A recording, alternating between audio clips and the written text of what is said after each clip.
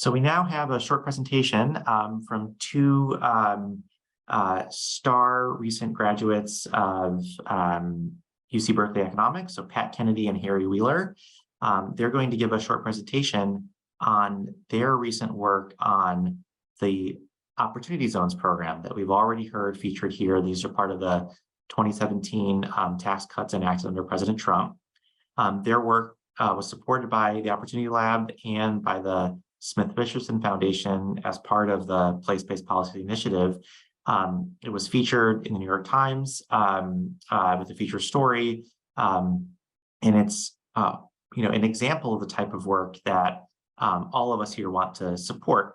Researchers on the outside providing data, estimates, answers for important questions of policy for now and in the future. So Pat is on his way to UCLA Economics as an assistant professor. Harry on his way to the University of Toronto Rotman School of Management by way of the NYU Furman Center for Real Estate and Urban Policy. With that, Pat and Harry, over to you. Great. Thanks so much for the introduction, Danny. We're really excited to show some of our research today about opportunity zones. I think Alex was going to pop up the slides, and there they are. Great.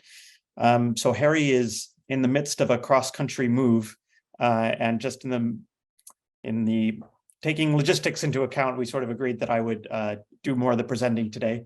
But Harry, feel free to chime in if you think I'm missing out on anything. The title of the presentation is Neighborhood Level Investment from the U.S. Opportunity Zone Program.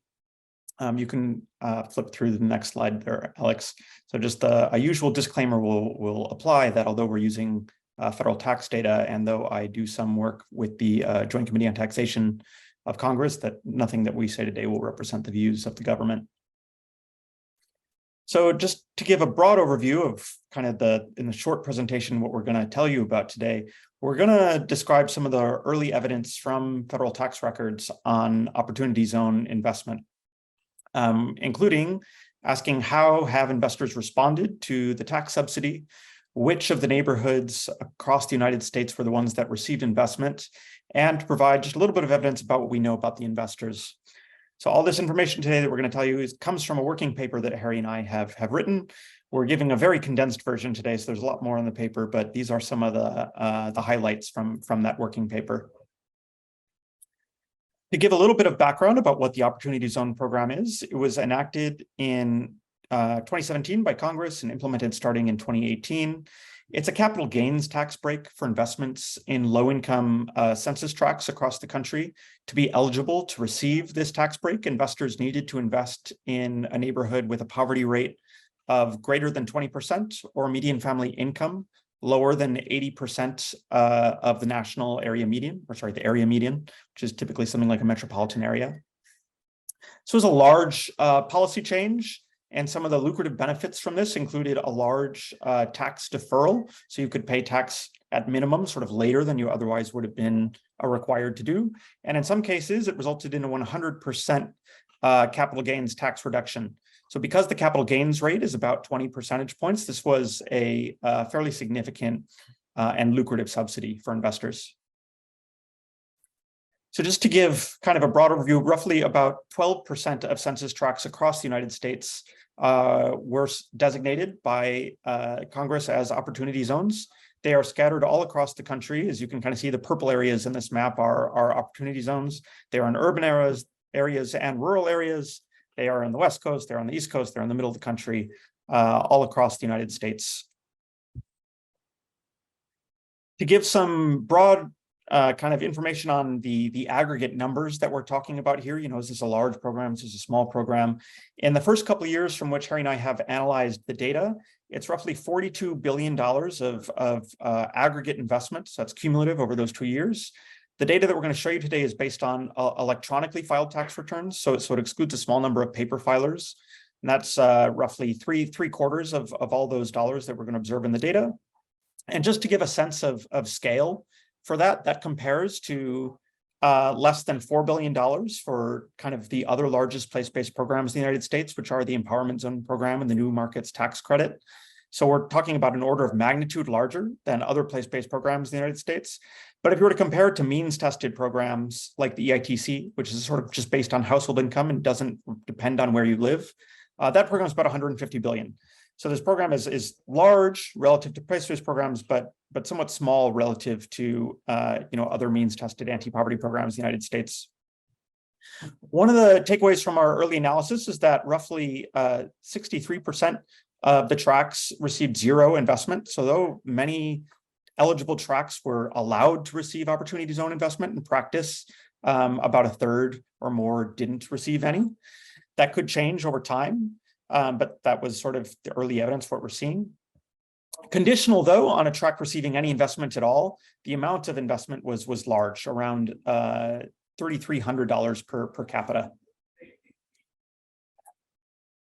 In terms of the distribution of investments, this is for among neighborhoods that conditional on receiving any investment, it's very skewed.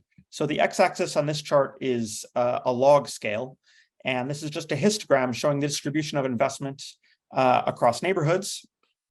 And what we see here is that, in the sort of median census tract receiving investment received around $500 per capita, but there are some that are receiving truly really, really large amounts of investment on the order of $50,000 per capita. So the investment overall is very spatially concentrated. In terms of which industries are receiving this investment, it's overwhelmingly concentrated in real estate companies. As you can see on the first line in this table, of the share of all dollars is in that rightmost column. And over 50% is going directly into real estate firms. And then beyond that, even the types of industries just below that, in construction and finance and management are very industries closely aligned with real estate. So a really large share of this money was going in real estate. We talk a bit in the paper about why that is. There are many reasons, but just to give a couple, it's fairly easy for investors to look up information about price trends in cities relative to other types of businesses. It's easier to ensure that they are going to be regulation compliant,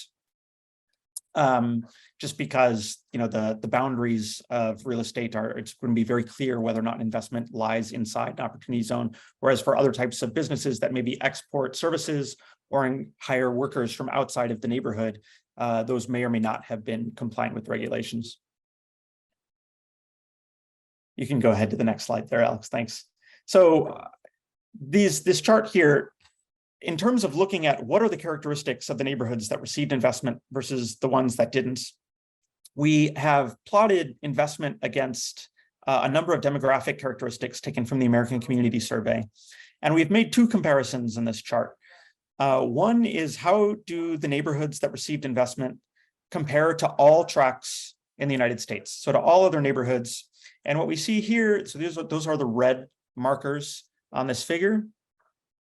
And, sort of not surprisingly, these were meant to target low-income areas. So there are far fewer college graduates in neighborhoods receiving investment relative to all tracts nationally. The house values are lower, median family income is lower, there are fewer white residents, et cetera. But then if we compare those same tracts to the ones that could have received investment but didn't, so they were legally eligible, but just didn't receive any investment. And it looks like the investment was flowing to the relatively well-off census tracts. So compared to the zones that didn't receive any investment, they had relatively higher shares of college graduates, higher home values, higher incomes, things of that nature. So this is sort of consistent with the idea that investors were chasing the highest returns at the lowest risk, given the constraints imposed upon them by the program. So, and then we've kind of made the same type of chart here, but rather looking at the levels, looking at the trends. So how are these neighborhoods that are receiving investment changing over time? And again, those red markers compare to all tracts nationally. And there what we see is, there's not really big differences in things like college graduates or median family income in terms of the trends over time. But if we compare it to the zones that didn't receive investment but could have, we can again kind of see that the investment was flowing to areas that were more likely to have population growth. They were increasing their share of college graduates. Home values were increasing in these neighborhoods. The share of white residents was increasing.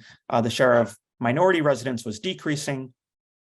So these are kind of neighborhoods that we might characterize as experiencing some rather rapid demographic change before the implementation of the program. Basically, investors are investing in neighborhoods that are already growing.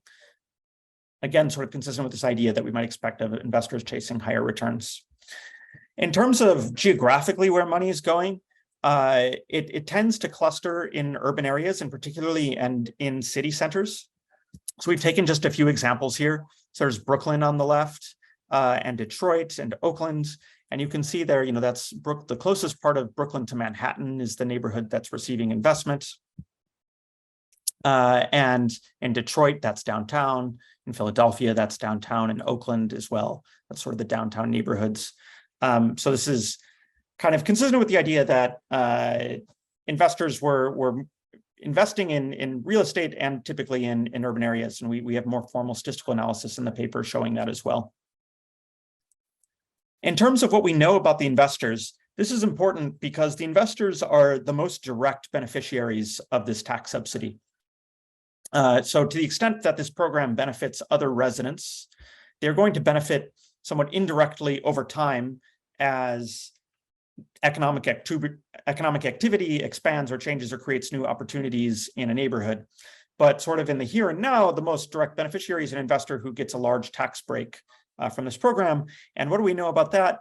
Well, on the blue here, we're showing the distribution of income for the whole US population, which is average income there is around something like $69,000. Comparatively, among the investors who directly benefit from this program, they have very high incomes. And in fact, we've right censored this graph here just because otherwise it would have gone too far to make the visualization difficult to see. But the average income for an opportunity zone investor was over $1 million. And the median is around $750,000. So the sort of the direct incidence on this is really benefiting very wealthy people. So this is just some giving lay of the land descriptive evidence about this new program. To conclude, sort of again, just to reiterate the highlights, the investments appear very highly spatially concentrated in a relatively small number of neighborhoods, and particularly in the real estate industry. Among the neighborhoods that did receive investment was concentrated in neighborhoods with already improving economic conditions. Harry and I are engaged in some future research trying to understand the causal effects of this program, going beyond descriptive evidence on how it affected investments and workers' earnings among the low-income residents of this neighborhood who the policy was intended to help. So that's all. Thank you very much to Danny and for all the panelists today. It's been really great hearing from everyone. I think now my job is to turn it over to Tim Bartik, who is going to speak next.